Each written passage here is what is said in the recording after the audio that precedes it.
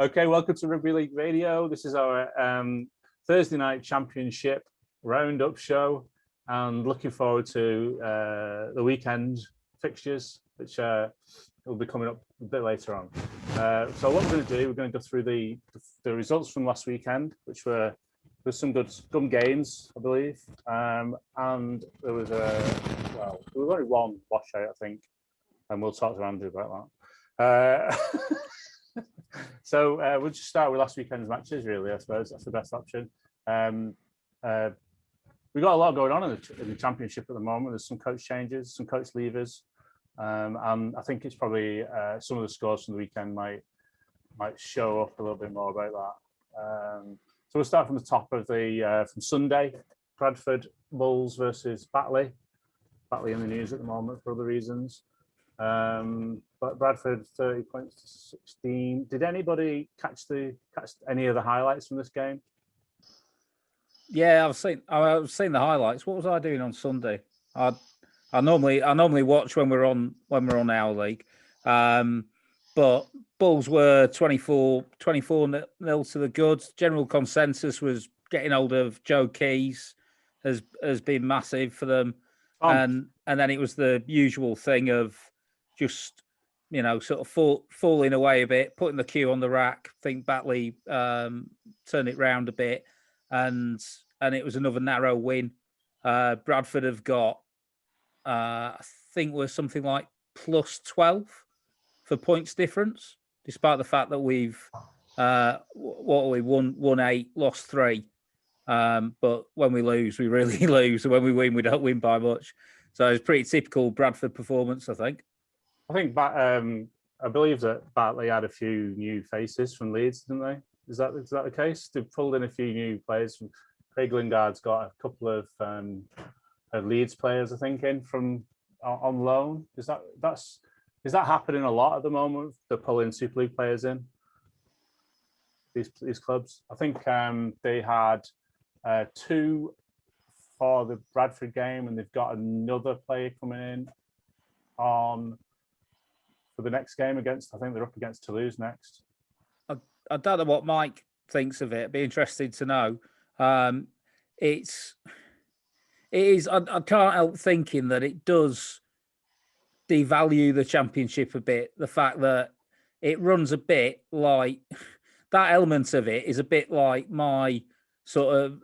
I helped to run a third 15 rugby union club like team, and ringing round, trying to fill in the gaps on a Friday Friday night for the Saturday afternoon. And that's fine when it's really it's a kickabout. It's all about getting a game on rather than anything else. But this is the second tier. This is a competition to get into Super League, and it's fantastic. Ashton Golding came and played for Bradford and really did a good job for us. But then he's gone. And so it's a bit of a double-edged sword that. On the one hand, it's great for the fans who were there that day for that game against York. But over the course of the season, you haven't got that consistency. You're not got the same team turning up each week, and perhaps it's detracting from the competition. But I'll be interested. I don't know if that's more a Bradford problem. Haigh, you might have a different view on it. Yeah, it definitely does sound like more like a Bradford problem, to be honest. We've had a few loan players. We've had 2 from Huddersfield, Sam Hewitt and Ollie Russell, who've since been called back. And we've got Amir Burra from Wigan, who's on a season-long loan. I think he works a lot better than Joel Reg, for sure, because Joel Reg, they could be called back at 24 hours notice or 40 hours notice and completely wreck your plan for it. And obviously COVID's been ridiculous this year again. I've just seen some washouts and cancellations and stuff. I've always kind of thought that the loan market and things like that, it's people like kind of say, oh, they're not going to show us the same pride as playing for different teams and stuff. I've always thought if I was in that position, I'd love it because A, I'm getting match time and I'm playing. That's exactly what you want to do. B, you're either going to show your employers that you're a decent player, want to be called back, or if not, then you put yourself in the shop window for someone else to come in, and that's what Sam Hewitt especially has done for us. Sam Hewitt, I thought he was one of Huddersfield's better players towards the end of last season, but somehow Ian Watson didn't see him as a starter. So we've had the advantage of that. He's come to us an absolute stormer, and fair enough, he's been brought back because of COVID, but I think he'll probably stay there to the end of the season now. Whether we'll dip our toe back into the loan market, it completely depends on if we have players that lost to COVID and that. We've got a few who've been failed HIAs and whatnot, but we've got a pretty big squad, and we've been fairly lucky with injuries so far. So hopefully that long may that continue, really. Well, the Batley players that came from Leeds were Ollie Field, Levi Edwards, and this weekend they've got Greg Johnson as well coming in. So, they're putting up a good shout there against Batley, for Batley against Toulouse coming up this weekend. So, they got only just, it's 30 points 16, Bradford Batley. That's not bad, bad run out, is it? So I think that, any club that's pushing picking up Leeds players, I'm not sure how that would work in the Championship, really, there must be other teams doing the same, as you say. Halifax have kind of done a little bit in Bradford. But, I think at this time of the season, they're just going to try and push for playoff places, aren't they, really? So, I mean, Batley are obviously, I think they're in 5th at the moment. So that would mean that that if they can just have that little extra push, that extra player, make a big difference just to keep them in those places. I don't think they'd be bothered doing it if they were kind of like, in 10th or 12th. They probably wouldn't even bother, would they? But I think those Leeds players that have been loaned to Batley are very much fringe players. I don't know what the thinking behind is from Leeds' perspective. Is it just they're trying to get some match experience for them, or some semi-pro match experience for them? I think they're unlikely to get first team run out this season unless Leeds get hit with more injuries or more COVID. So I guess from Leeds' perspective, it's assisting them by getting the lads out and getting some experience. I think from what I can, in terms of Amateur Borough for Wigan lent him to us for a season because they want him to be Super League ready by next year. I don't think they're going to recall him at all. They want him to play against men because I believe that Super League, the reserve leagues, being cancelled or stopped or that sort of thing because of COVID and finances this year. That is where you'll get your Super League sides wanting to lend players to the Championship because, as most of us know, it's a very physical league, and in some respects it's probably faster than Super League because you don't necessarily get all the wrestling and stuff at the ruck where it's a bit more free flowing in the Championship. I think that's what the Super League sides are thinking, really, that if there are young players who haven't necessarily played men's rugby, if they just literally come from academy or local amateur sides, they want to play against men, and the Championship is definitely playing against men there. But I think another interesting point is that with COVID and with the fact that there haven't been fans in the ground for 18 months, the Super League clubs and the Championship clubs and the League One clubs have all got less money to play with. So therefore, the player pool is inevitably going to be smaller. So therefore, there is, I think, more scope for trying to move these players around different clubs and get them some of that experience. And they've just changed the rules today as well. It's hot off the press this afternoon.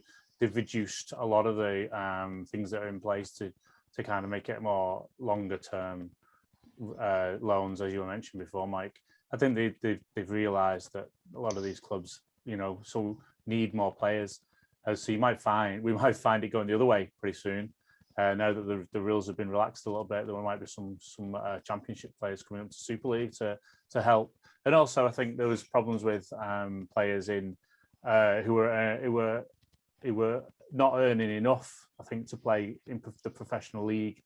That was stopping them from coming on loan. I think they've been reduced. I'll find that article and we'll have a chat through that later.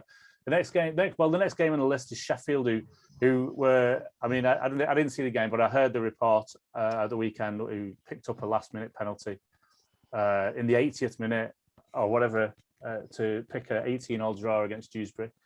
That sounds like a cracker game, that, you know, to draw in the last minute. He's probably one of the best times for rugby league fans to be alive, you know, especially, you know, if you're the one picking up the last minute points. So that was probably one of the, I mean, you know, I think a lot of these games are available on the RFL website, aren't they? Do you still have to pay for the replays or the highlights up there for Championship? I think you've got to pay for the replays if you've already bought the game, but I think they make the highlights available on the OurLeague. But also, I think a lot of clubs do it through their own social media channels. Okay, so Whitehaven beat Swinton 36-22.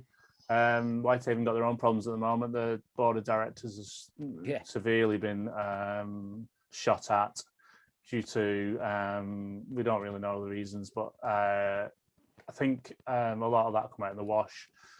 Anybody got any comments of this game? I know Swinton, you know, been moving around a lot over the last few years. So. Again, I've not been watching a lot of the games, but I do have a look through the results and I have a look through the match reports. And Swinton seem to be getting closer week in, week out to getting their first win.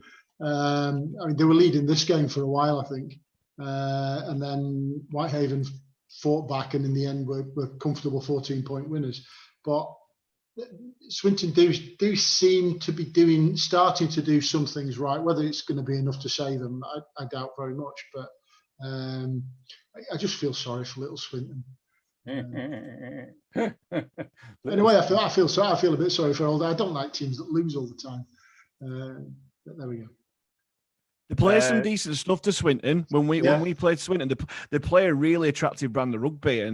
And when we played them, we just blitzed them in 20 minutes, and we just had back-to-back scores, and that put a slightly unflattering look on proceedings, really. But they've got Martin Ridyard there, who's a quality halfback. He'll direct them through, but they have got a fairly young side as well. So they'll be all right. Whether it's enough to keep them in the division, I don't know. But what I've been pleased is that the Swinton hierarchy basically said to Stuart Littler, look, you are safe. You're not going to get sacked. We're fully behind you. They've got a bit of a long-term project going on at Swinton, and hopefully they find their own base, because it's a lovely ground, this Sale, but it's not in Swinton. Well, that was why I mentioned them moving around. You know, that was always Swinton's ground is regarded as one of Rugby League's. You know, Station Road is one of Rugby League's famous grounds. You know, it was just an all-time classic. When you look through all of the matches in the past that were played at that ground, you just can't fault how fantastic it was and how big it was. And now to see them essentially nomads again, moving around and about is tragic, really. And it's a story of this you know, Rugby League through and through, essentially, sadly. You know, I mean, I've seen them at probably 4 stadiums. You know, Ashton, I think I saw them play at. Bury. They played at Bury for a while, didn't they? The football game. Sedgley Park Rugby Union as well. Park. Absolutely, yeah. Anyway, talking of some young players coming through, there was a 26-28 game. Thunder 3 wins from the last 4 games, I think that's right, against York City Knights the weekend, and 2 tries from academy product at Thunder. Alex Clegg sealed a thrilling win. That's very good to see that Newcastle are pulling out some academy players, and not only that, but they're sealing wins. You know, they're not just there to make the numbers up, if you like, from local product. They, I was doing some work in Hartlepool and getting the train back, and I clocked a couple of lads in Thunder, like young lads in Thunder tracksuits, and they got off at Stockton. So, you know, which is a fair old distance. They must be travelling, you know, best part 45 minutes there, 45 minutes back. I'm not quite sure how close to the station they train as well. So you've got Newcastle serving a massive area. You know, it's almost like I think it's not dissimilar population to West Yorkshire, so the potential is there for a Super League club. There's no two ways about it. That doesn't mean there are a lot of bridges to cross, but even as a pretty sort of diehard, one-eyed fan of a club in the same league as them, I keep an eye on their results, and I'm very hopeful. Well, it looks like they'll stay up now, and yeah, if I'd like to see them pushing up into the playoffs in the next year or two. Yeah, I mean, I think we go back to Gateshead, really, when everybody sat there and went, why Gateshead? When Newcastle is the big name, and of course there was obviously some kind of deal with the local council, but it was always one of those moments for me where if they're ever going to do anything up there, they're going to have to be called Newcastle. So when they changed the name, I was like, yeah, fantastic, because that's the starting point of the change that will become. They're outside. They're not going to make. They're probably not going to make the top 6, I guess. No, I wouldn't have thought. They've had, for a team that got thrown into Championship this season, they've had a fantastic season. Yeah, so far. Yeah, compare them to Leigh. And now it's pretty much the same thing, isn't it? And yeah, absolutely.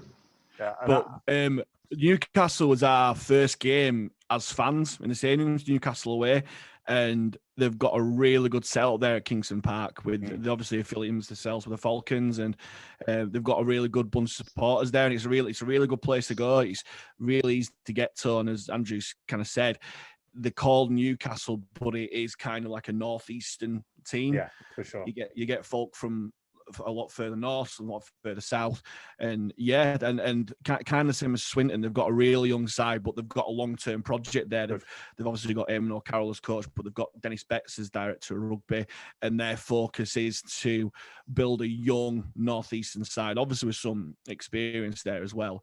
And yeah, they've done really, really well. As you say, Paul, they've been thrown in there by default, and they've made a really good fist of it so far. I think the more interesting side of that result from last weekend was the fact that it was York they beat, travelling.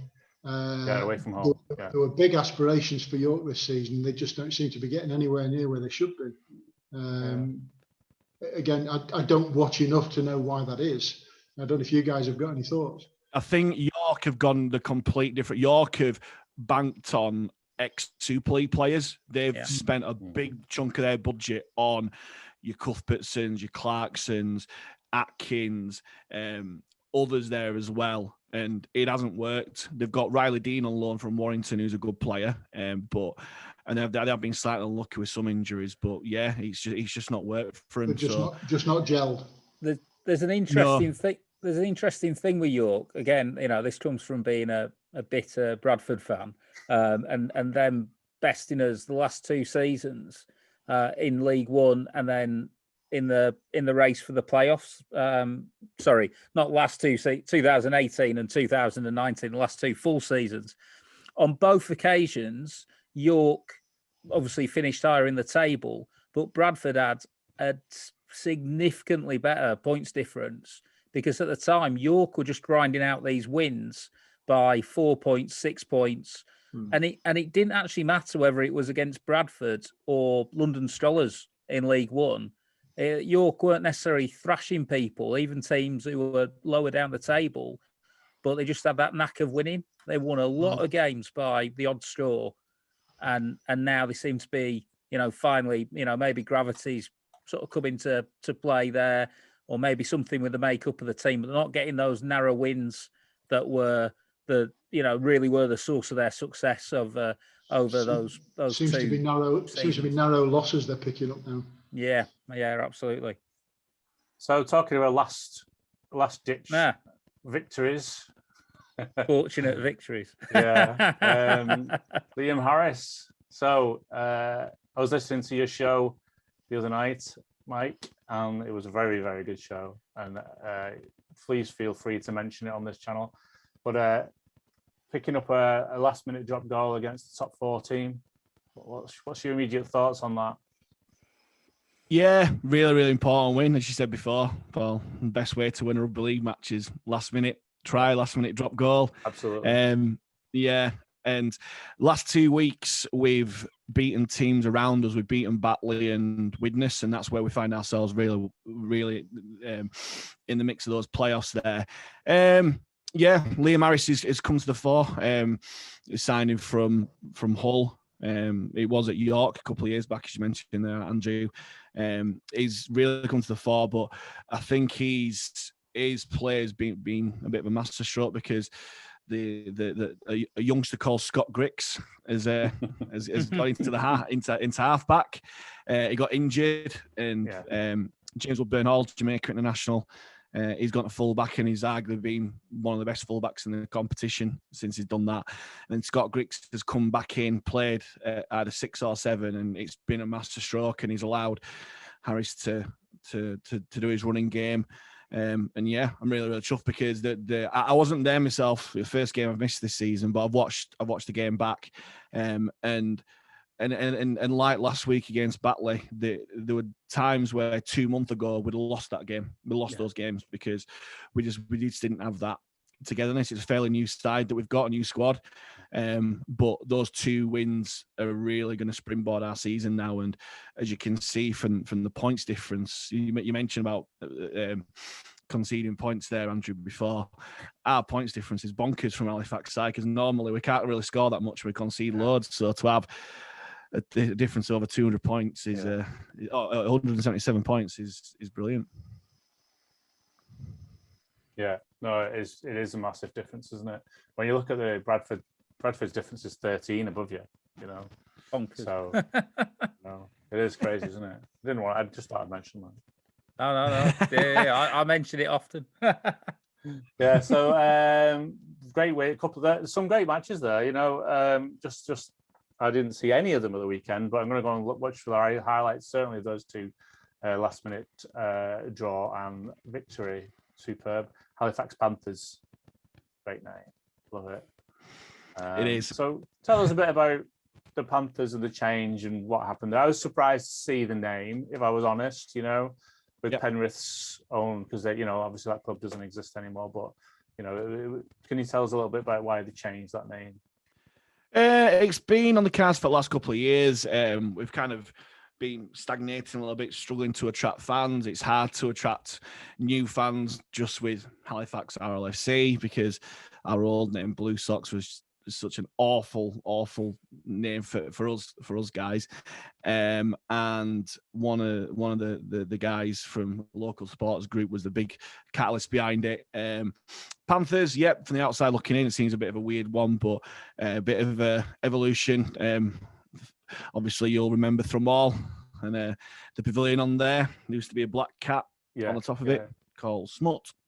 And it's a bit of an evolution from that, but also lots of accounts of big cats being spotted around the outskirts of Halifax, big black cats. So it tied into that there as well. And it's easy to market Panthers and that to youngsters coming through because we've got a really old demographic of supporters. We're finding it really hard to get youngsters to come through as quite a lot of rugby clubs are, I can imagine. And it's just something different. It's just something where we could carry on just same old and still getting the old 1,500 Merry Band supporters, but try something new, be a bit bold, be a bit different.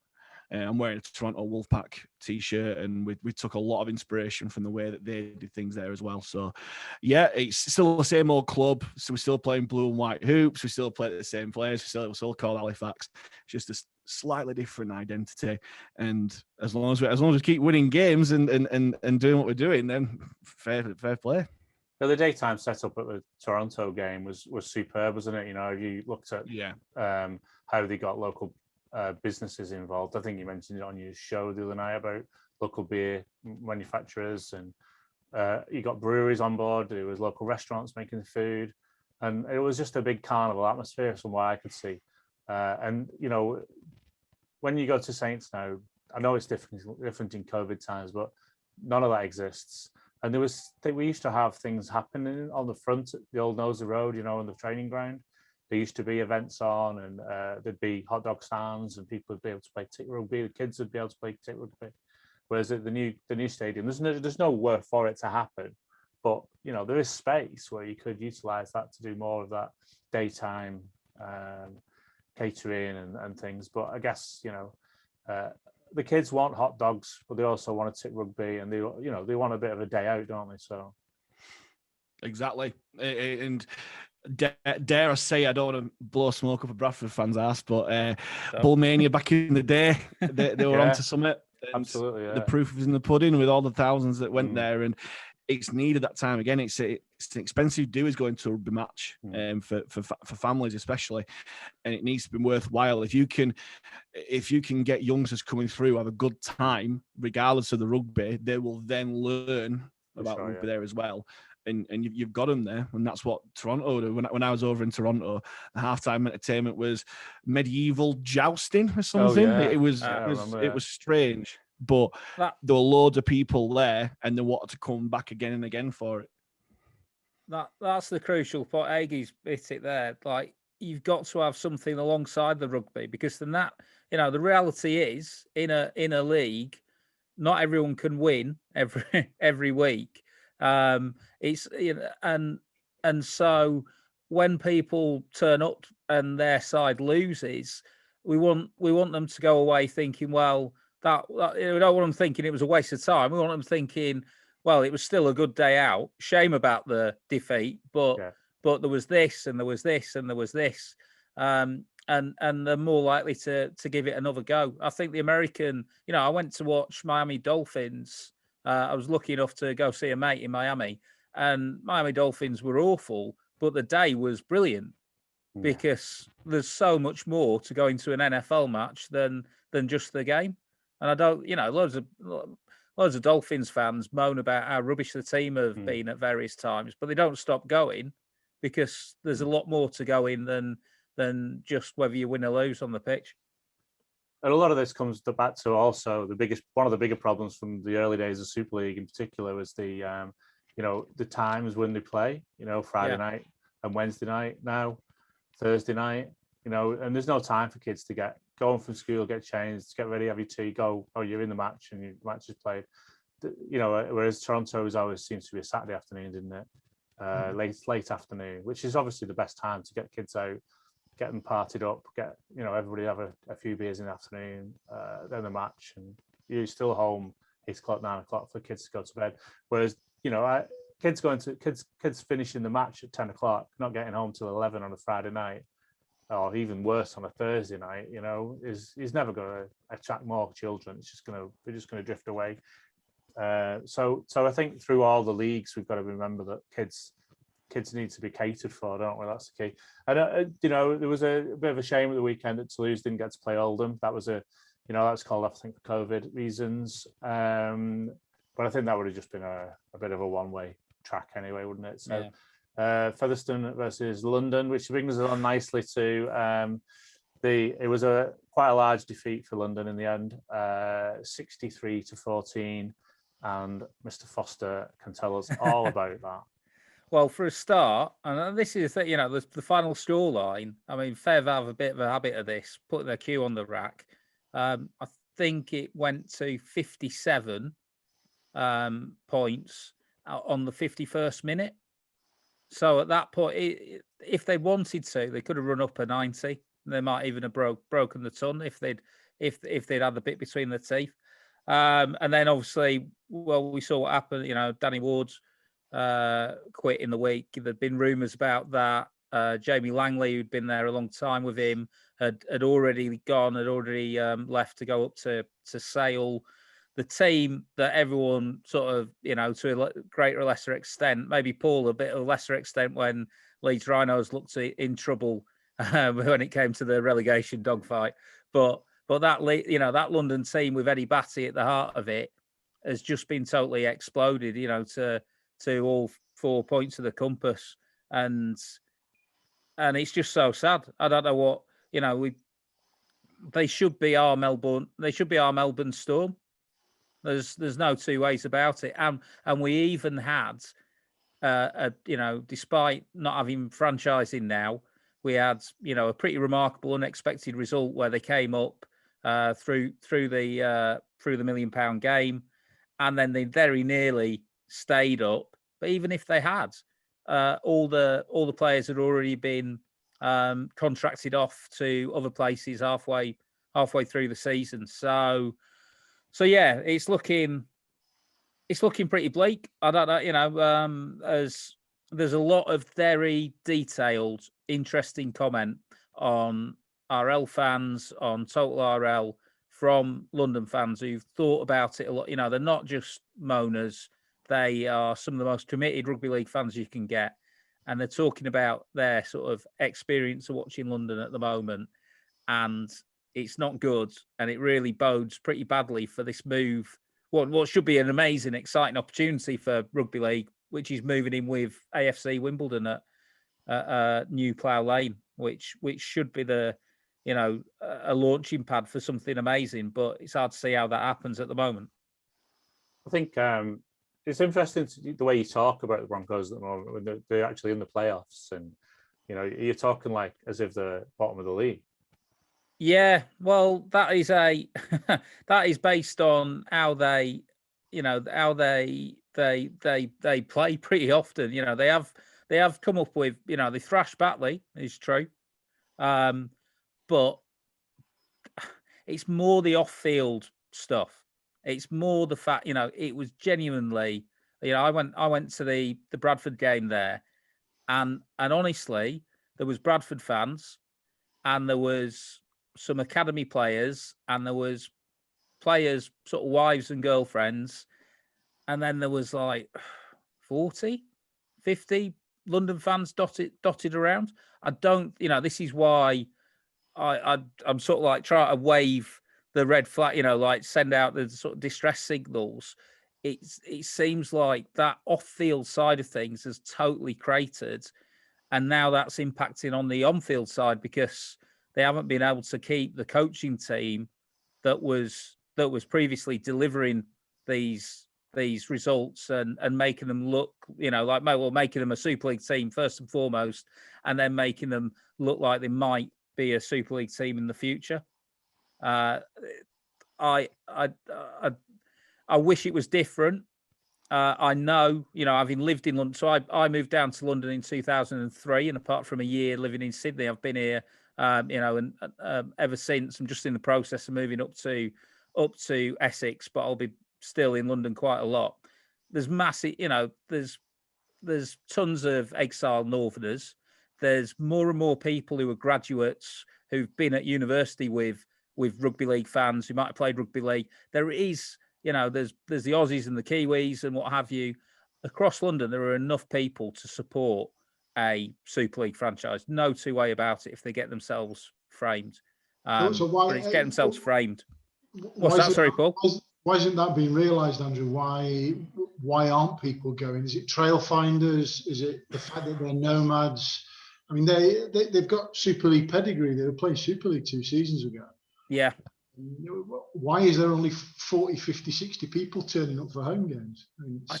I think the off-field side, I have heard some I obviously appreciate we've got to be careful what we say that we can substantiate. I would love to see London Broncos people, talk through their off-field people, talk through. There's fantastic stuff going on the other part of this, fantastic stuff going on with the academy and the young players. But in terms of sort of correct, so give you an example. Walkabout pubs used to be absolutely rammed for Origin and NRL Grand Final.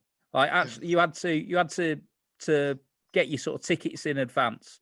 And this is, also watching on an evening. So the game was in the morning, and everyone's avoided the result all day. So they've actually made that effort in order to watch it as live at 7 o'clock. Never once in this pub full of people, literally hundreds of people, bigger than a Broncos attendance these days. Never once was there any sign of anything from Broncos. Never once was any interest in in capturing those people and saying, oh, by the way, if you're enjoying today, maybe get along. Did you realise that there are, former Origin players playing 20 minutes train ride away from here? And it's that,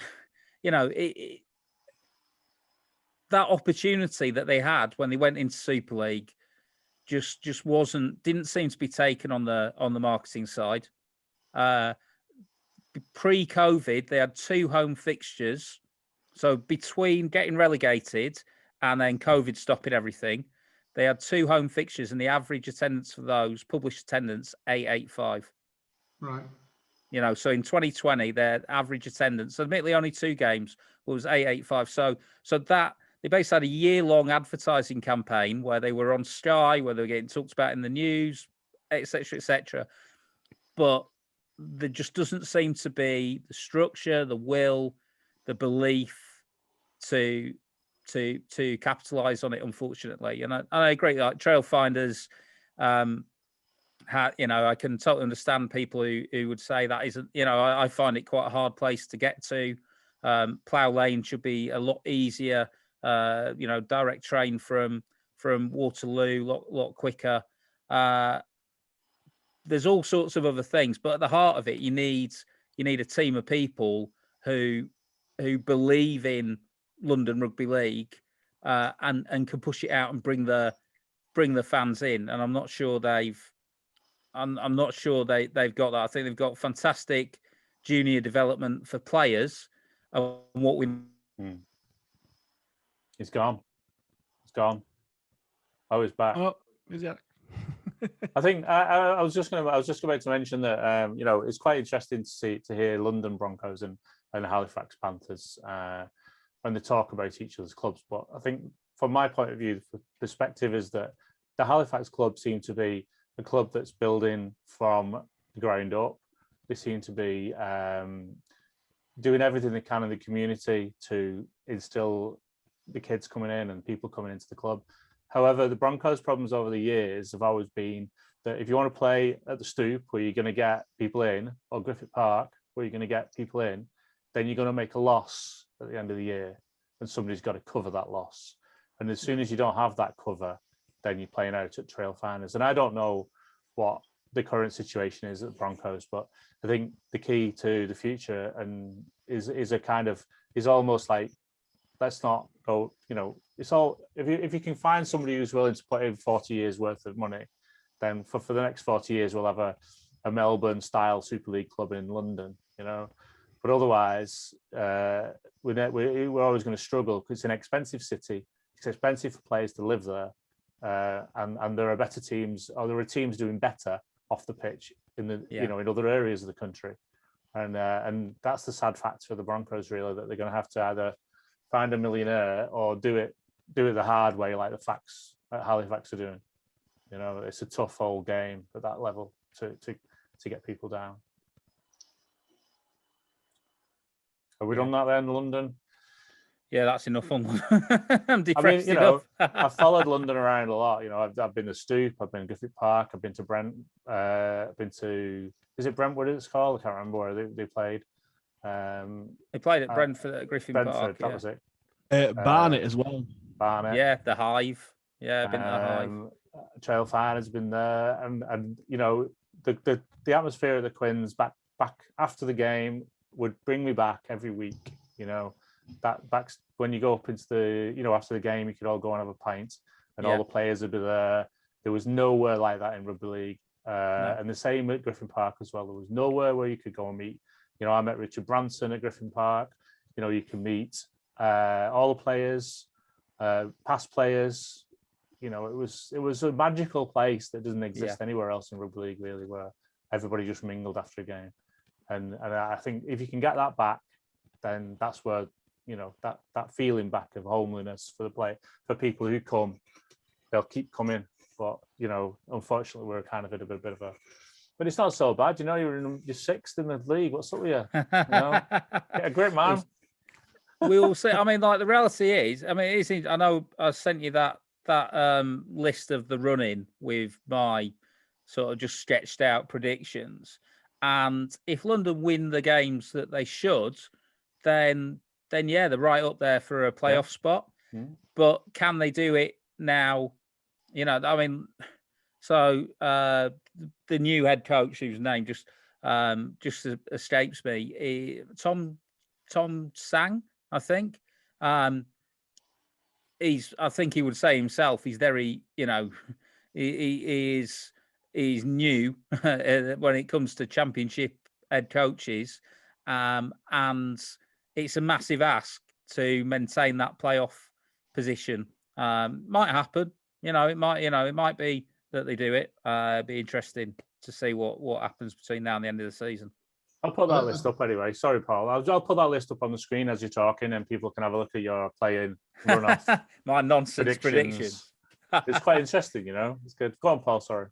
No, I was just going to say, I think the whole Danny Ward thing. I don't think he'll be signing on for too long. No, I think there'll be plenty of clubs queuing up to take on somebody who managed to do what he did with the Broncos. Yeah, beating Toronto when nobody gave him a prayer. And then having that season in Super League where, I mean, unfortunately they didn't see the season out, but they put the best foot forward. They gave a few people a few shocks and a few scares, and they picked up a few points here and there. It just wasn't enough at the end of the day. But I think he's a good coach, and he seems like a decent bloke. And everybody says he's a great person to have around the camp, and the players seem to respect him. So I don't think he'll be out of the game for long. Yeah, he said on Twitter that he was going to spend a few weekends with the kids. So, you know, it's obviously come as a surprise to him, but not perhaps as a surprise as such. But he obviously wasn't planning on it happening like that. So, you know, maybe it's just become a bit of a too difficult task for him to stay there.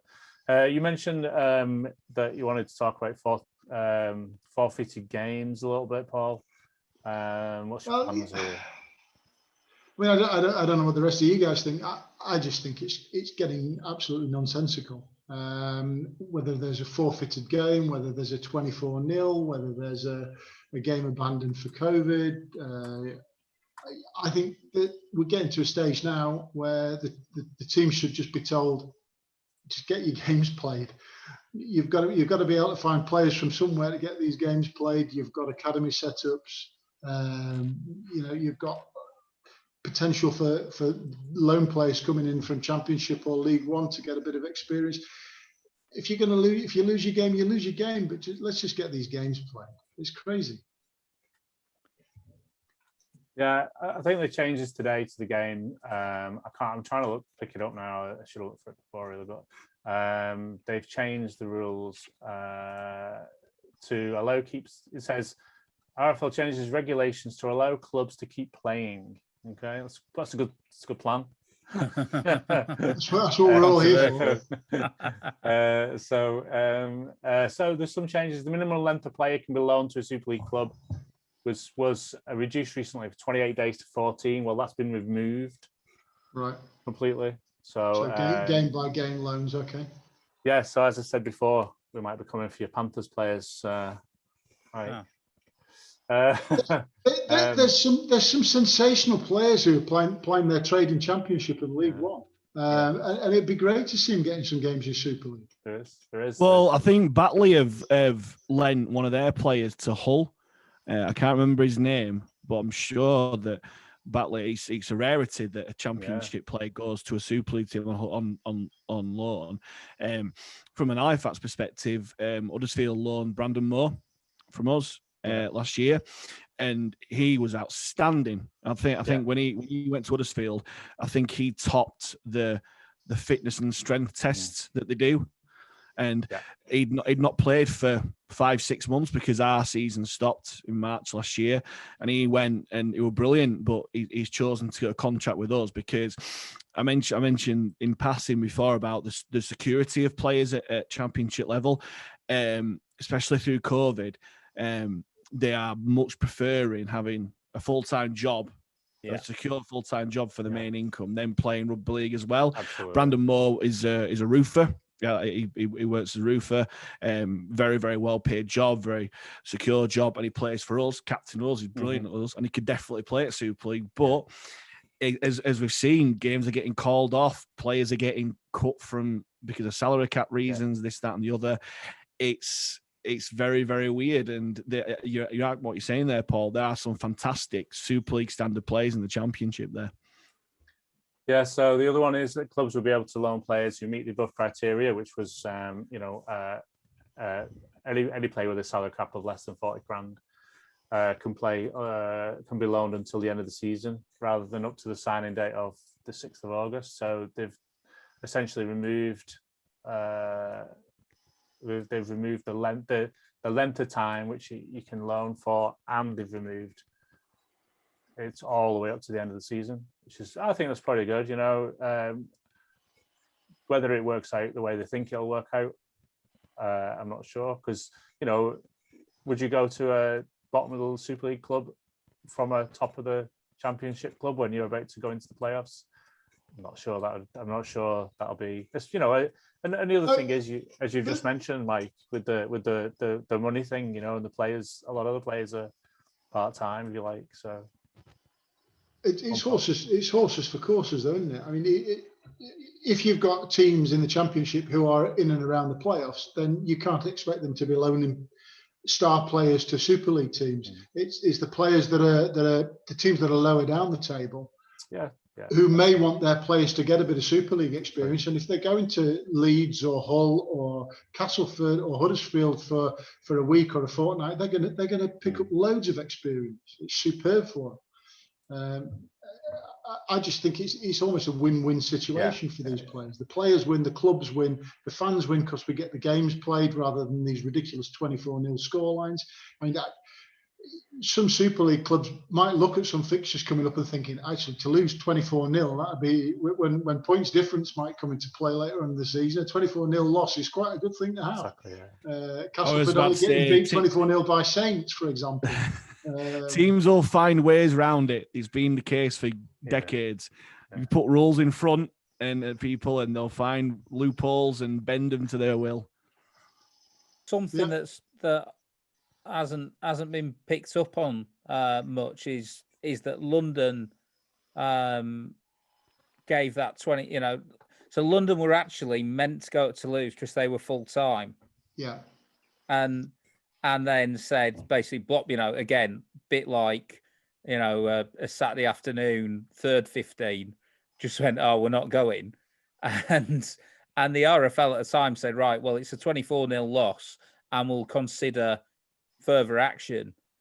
And then that's been conveniently and quietly forgotten about. There's never been, to the best of my knowledge, any statement as to whether further action is going to be taken or not regarding that. I think they're hoping that we just all forget about it because, well, I don't know. I can think of reasons why they might not feel in a great position to punish London. Yeah. If it was just London who were asked to go to France and no one, pretty much no one else. But yeah, it's no one in rugby league's fault that this pandemic's happened. But then again, it is on every sporting body that's trying to run a competition to try and make sure that the rules are there, are transparent, are agreed before the season starts, and you're not having to sort of make it up on the fly too much. You have to respond to events, but predictable things, they deal with better. At the end of the day, rugby league is a product, and if we aren't actually providing that product, then there is no rugby league. Yeah. So we've got to get these games played. Yeah. Yeah, there was a couple of other rule changes as well, but they only apply to Super League, and we're a Championship show, so we won't talk about those. So we're kind of like we've kind of done a lot of chatting there about stuff. We're about 45 minutes in, so I just wanted to say that last year we nearly lost Mike because of COVID, and that was a really, for me, that was kind of thinking, I'd seen his posts on Twitter, on Facebook about his situation in hospital and that, and I just wanted to say that we would have been a lot worse off, worse place if you had been taken by COVID. And it's fantastic to see you with us and chatting away, and just tell us a little bit. Can you just tell? Has it affected you in the long term, or was it something that that kind of once you got over the problems initially, it was okay? Yeah, I've built. Thank you for what you say there. It's very, very nice. I've been very lucky that I've not had any like long COVID symptoms in that respect. I was very poorly for a long time, and it took a long time to get over it. But I'm fully fit. My lungs are normal. Everything's absolutely fine. It's just the slight mental dip at the start of this year because of another lockdown, and I was working from home and living by myself and all that sort of stuff. But in terms of physical and stuff, yeah, absolutely fine. But I do know of other people who are a lot fitter than myself, or in some cases younger than myself, who are still having problems after they've had it and stuff. But yeah, personally speaking, I've been very, very lucky and that sort of thing. So and rugby's a salvation of that, being able to go to a game. Well, the game's actually going on first and foremost, to be able to watch it on OurLeague and that sort of thing. But to be able to go to games now is just massive for not just people who've gone through COVID themselves, but everyone's mental health. Yeah. And we can't forget that. Well, the reason I bring it up is we can't forget that, it's all well and good as playing these games, but it's dangerous, this disease. So we've got to make sure that we don't just say, you've got to go to Toulouse to play it. If there's a risk, we do have to make sure that the players are first and foremost in everything we do. So the only thing we've got left to do is talk about TV, really, and maybe a little bit about the possibilities of what the team for next year that gets promoted, can do, and how we can deal with it better. I think that it was a disgrace what's happened to Leigh, and how it was fantastic that Leigh got promoted, and we need promotion and relegation, I believe. I used to be a real firm believer in franchising and a kind of closed shop, but I've been through all that, and I really do. I just can't see how we can let these clubs not have the ability to come to Super League, but we got to support them better. How do we do that? Anybody got any thoughts? Well, I do think the problem any club's going to have is, so you've got clubs making their announcements for 2022 now. So, Hull are signing Lachlan Coote. Say it's Fev who come up, for example. There's no reason why it shouldn't be. It'll most likely come down to one game against Toulouse, or maybe Halifax, or maybe a real long shot Bradford. But say it's Fev who come up. There's no reason why Fev shouldn't have a go at signing Lachlan Coote. But the reality is they can't, because they don't know they're going to be in Super League till I forget off the top of my head when they, the back end of the season, September, October, before they can say with certainty, we're in Super League next season. So that's the problem. You're always going to have this problem. It was worse for Leigh because they got promoted in December, which obviously wouldn't happen in the normal course of things. But as it stands, if it's 1 up, 1 down based on the grand final, then I don't see how you're ever going to escape this problem of the promoted team being massively hamstrung by all the signings having been made before they can start going around saying we're a Super League team next year. Yeah, I mean, the best they can do is end up signing half a dozen players off the team that are coming down, but the team that's come down have just got relegated. Yeah. So they're not going to be the finest players. No. By definition, exactly. They aren't the finest players in Super League. So it doesn't answer anything. I'm not sure what the solution is. Personally speaking, you're right. I agree with you, Andrew. The deadline, what you could say like an embargo on approaching players, should be once the season finishes. Once season finishes, open season, go for it. Go for whoever you want, sign whoever you want. Everyone's got a level playing field, because even in October, there's still 3-4 months until the start of the season. Mm-hmm. And even then, there's still players moving back and forth. And that's even forgetting the fact of the NRL and other competitions as well, because that's what teams who have gone up in the past have done. They've just signed players who can't get in the NRL and they're not suited to the British game. So for sure, like we saw, I'm wearing a Toronto shirt. It was laid on for a platter that they would get promoted to Super League, and they had all these players already. And then they lost to London in the £1 million game. Mm-hmm. London were kind of caught on the hop. What they did was incredible, London, because they ended up having a squad, but kept most of them, only got relegated on points difference. And then what's happened. But yeah, unless you've got a big sugar daddy, a David Argyle, Marwan Kukash kind of thing, who can lump a load of money on players, then they're always going to struggle. Yeah. Do you think it would be ideal if we could try and make, most of the championship full time, because the gap would be closer? The amount of players that a team would probably need would be much fewer to change. I don't know, it's a bigger task making championship professional, but is that a better policy than trying to jump at the last minute to sign players?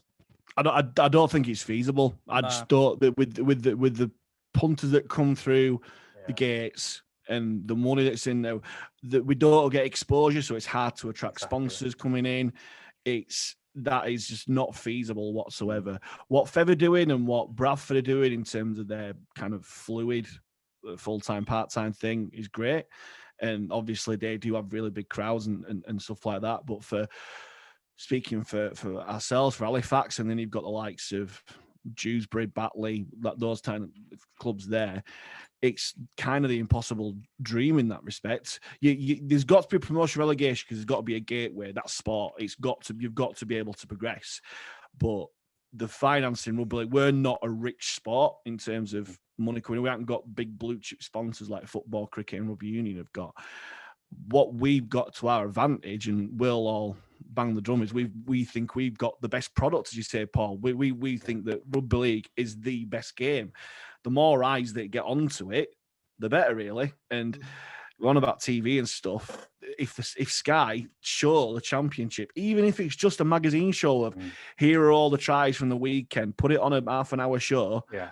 At least that's something. Don't have to be live sport. At least it's some exposure on there for, hang on, I didn't know there was a team in Batley or a team in York. Let's pursue that. Did we talk about Rugby League Raw on the pre-chat? Or did we already talk about it in the show? Yeah. I mean, so Rugby League Professional, does that sound that we do a pre-chat? laying light in on magic. No, rugby, I mean, that would be one way in which to differentiate it from Super League. Like Haigh was saying about, like we've got people who are living interesting lives outside of rugby league. You've got the championship is interesting as not just the sporting spectacle, but the fact of people going about, living ordinary and extraordinary lives at the same time. So if you had a different approach to it, where it perhaps had more of that sort of fly on the wall documentary, I mean, we still, I'm sure lots of people watching this will be the same, still remember amazing moments from Rugby League Raw, like Paul Terzitz. I have no idea to this day why Paul Terzitz used to watch Leigh matches from inside the old scoreboard at Hilton Park through like basically a letterbox. He's bonkers, but you wouldn't see that on any, and who was it? I think it was the Dewsbury coach at the time. Who was it? I think was it Roy something, and there was some fan behind him shouting "bloody rubbish," and every time he looked round, he shut up, so he couldn't tell who it was. He just left it, just perfect timing that he turned back and he settled, bloody rubbish again. Oh, leave it, Roy, leave it. It's not worth it, Roy. Yeah. It was, I thought it could have been, sort of a bit exploitative, bit taking the mick. I thought they got it absolutely bang on, where they had a sense of humour about it. They didn't they showed the sort of funny side of it, but they also showed that it was a proper competition, and these were proper sports people who deserve respect and put on a real show on the field, and then some of the eccentricities that go with it too. So I'd love to see something like that come back, and with online, with the fact that now you're able to put things online, people can watch it, things can build a following without having to be in a certain time slot. There's possibly more potential for it now than there's ever been. There seems to be that there's a hunger for reality shows. I mean, baking cakes, crocheting covers for your duvet. I don't know, whatever. People like reality. People like characters. People like excitement and interest, and people who are like them, that do everyday things, getting involved in things like sport. So therefore, maybe there's almost like a crossover show or a crossover attempt where you've got the rugby featured, but you've also got the characters around it, like you were saying, Andrew, that could sell, that somebody needs to pick up a Channel 4 or a Channel 5 or one of the satellite channels. There's definitely something there. It's just not being marketed. It's not being sold. There's a bit of a crossroads for Rugby League, I think, from a TV point of view, and we saw that this year with the women's game on Twitch. Now, I don't know how many supporters watch OurLeague, but I don't think it's that many. I wonder how many people watch. I don't know, the Halifax game at the weekend on was it on OurLeague? I think it was, wasn't it? So. Possibly, yeah. I think with OurLeague is great. It served a purpose during lockdown because we couldn't get to games, and it's your audience there. You're only gonna get people who are gonna subscribe or pay money to OurLeague if they know about Rugby League. Yeah. You mentioned Women's Rugby League on Twitch. Now, Twitch is a gaming platform. You're gonna get casual viewers watching that. Yeah. It's a really good way to introduce, and we're not gonna, if you're just gonna cater to the same Rugby League community, it's gonna die out because your old people are gonna die and you're not gonna interact anymore. If you, like you mentioned, Paul, tap into the Bake Off generation, Love Island generation, those sort of people who like watching those kind of shows, do it a Rugby League twist to that, make the players stars and personalities, or the people that run the game stars and personalities. We've got a lot better chance to actually attract more people to the game, and then in turn attract investors, broadcasters who want to put in the time and effort to do that sort of thing. So yeah, I completely agree. Women's Rugby League partnering with Twitch is brilliant. Yeah, so like, Saints game on OurLeague, I think there was a couple at the start of the season, might have had a few hundred, preaching to the converted, paying whatever. Yes. Twitch was the women's game, and there was thousands of people watching it. It was just a free women's game. And then we had the Sportsman on YouTube covering a few games. You remember, thousands of viewers, mostly new viewers, or even people who perhaps didn't have the money to buy the OurLeague stuff. And there's a crossroads here that's fallen quite happily in my book because of COVID, and that is that the Rugby Football League and the game has had to reach out to these platforms because games are not occurring for spectators, and it's kind of proven a little bit of a point that you can't just keep sticking to, having three games on Sky a week and just no championship games and no. Almost no international games on no platform. It's not like, we're having 3 games on Sky, we'll have, 3 games on YouTube, a couple of games. It's just not, it's all on, you either pay on OurLeague or you pay on Sky, or you get the free cup games that the BBC pick will always be the top games. Everybody else, you're not going to get to see, even though, clubs would probably be happy to kind of get some kind of media deals going where they can, get some publicity, sponsorships on YouTube and Twitch and stuff like that. Possible, it's not pie in the sky these days. So we can wrap up now, I think, for this show. But I just want to go through fixtures for this week because there's some good fixtures coming up. All Sunday games this week. Halifax versus, Whitehaven, club in disarray, versus Whitehaven. No, I'm only joking. Halifax versus Whitehaven. What do you think? I mean, Halifax are on a good run at the moment, aren't they? With the way they're feeling. Yeah, I think if it's anything other than a comfortable win, I'm slightly disappointed, to be honest. We're on a roll. I think we've won, it's 7 from our last 8 games. I don't think we've conceded 100 points in that time there. Should have beaten Fev as well, eh? Yeah, we're on Fev close. As I say, it seems really strange that Fev are beating all these teams by cricket scores, and we were struggling to get past them. But yeah, I think we're on a really good roll at the moment. Momentum's there, and yeah, I think it's going to be another win. Famous last words. Batley up against Toulouse, and they've that game's going ahead. Apparently, is that right? I mean, Batley I've not heard anything different. The only reason I suggest that is because the game on the 17th versus Thunder has been cancelled, Toulouse game, but the one this weekend hasn't yet. Batley have boosted the squad with some Leeds players, as we spoke about earlier.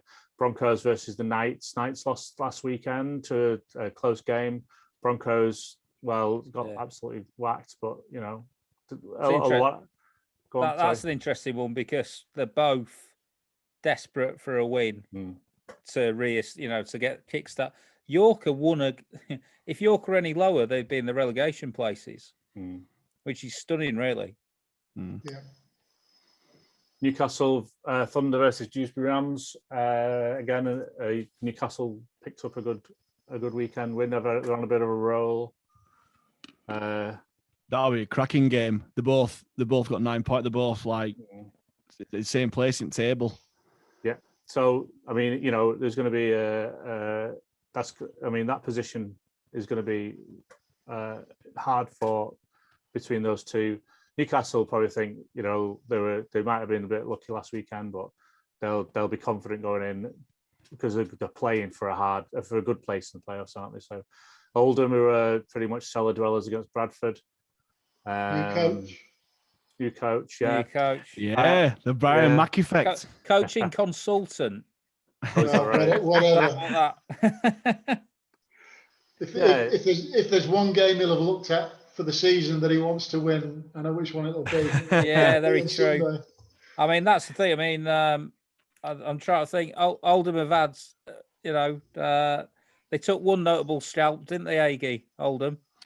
I can't quite remember that. That's what's so bonkers about this season. We're beating all these sides now, and we're lost against Oldham. So it's a bonkers.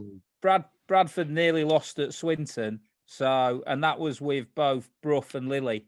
Now both Brough and Leigh are out of this. We have got Joe Keys, but wouldn't take it for granted.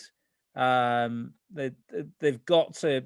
Bradford should be all right for the playoffs as long as they win these games against Oldham, Whitehaven, etc. And then anything against Fax, Fev, Widnes, Toulouse is a bonus, really. But I wouldn't, I wouldn't put my mortgage on Bradford winning. I suspect it might be a bit closer than people are expecting that Oldham match. I think as a neutral, that'll be the one I'll be listening to the commentary on Sunday afternoon. That'll be interesting. Hoping for a bit of Schadenfreude. Swinton versus Sheffield, and again, lower part of the table, really. So, Swinton struggling big time. No points, nothing to show for the season so far. Well, home against Sheffield. This might be Swinton's first point of the season. If there's any positives you take, that's what it is. Widnes against Featherstone. Now, this will be a cracker, I think, because Widnes are vying for the top 6 here, and this is a chance to take a few points that probably they didn't think they were going to get. In saying that, they got beat last weekend by some team from the Rhubarb Triangle area. Wash your mouth, that one. I said area, I didn't say. It's all the Rhubarb Triangle to me, Yorkshire. So All right, Woolly back. All right. Hey. But So yeah, did anyone that's watch the 1895 semi? Widnes Featherstone. Yes. Yeah. Now, I have never seen, like, to say that, I mean, Featherstone were absolutely hanging on, and Widnes looked like they were trying to find the most slapstick way of blowing a they had 2, 3, 4 chances to win that game at Featherstone. So, yeah, it's a big challenge for Fev. You know, they do look like at least the joint best team in the league, but they've had quite a few straightforward wins since you know, really sneaking a win at Fax that they probably didn't deserve, and so yeah, be interesting. That'll be really interesting. I think it's more interesting from Widnes' point of view, really, isn't it? Because Featherstone are going to finish top 2. But if Widnes don't win that game or the next game after that, then you'd probably settle the league's, the top 6 is probably settled from there on. There's a weird thing actually with the league where it doesn't. So finishing, whether you finish first or second, it might impact on home advantage in the final, although that hasn't been absolutely guaranteed that it won't be a neutral venue anyway. But if you finish first or second, it's, you know, the main difference is whether you end up playing third or fourth.